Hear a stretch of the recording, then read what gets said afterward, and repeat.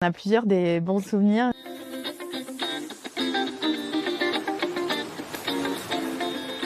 Je m'appelle Perrine Mo. Je suis aujourd'hui chargée de projet pour une association qui s'appelle NQT, donc Quartier du Talent, et qui accompagne les jeunes diplômés dans leur insertion professionnelle à travers un dispositif de mentorat pour les guider, les conseiller, les épauler aussi, surtout, dans leur recherche d'emploi, de stage, d'alternance et à la marge aussi sur de la création d'activités.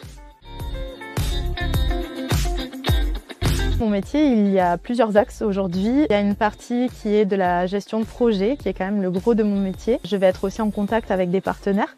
J'ai aussi une casquette qui va être de l'ordre de l'événementiel et de la communication. Et ma dernière casquette, c'est une casquette de coordinatrice de l'équipe.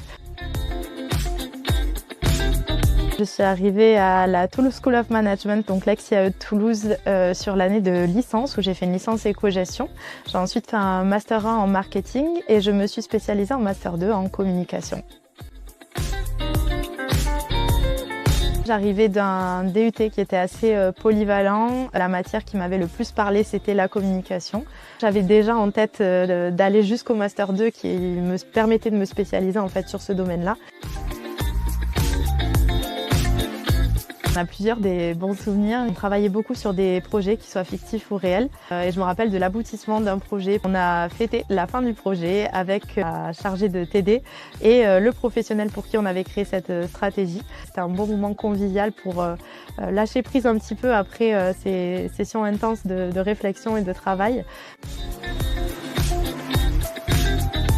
C'est compliqué de retenir une seule chose, mais moi c'est vraiment dans la compétence de gestion de projet que je retrouve cette dynamique. On avait quand même beaucoup de matière, beaucoup de projets à structurer en même temps, toute cette façon de penser, cette méthodologie encore une fois qu'on a pu acquérir et qu'aujourd'hui c'est vraiment un réflexe que je mets en place.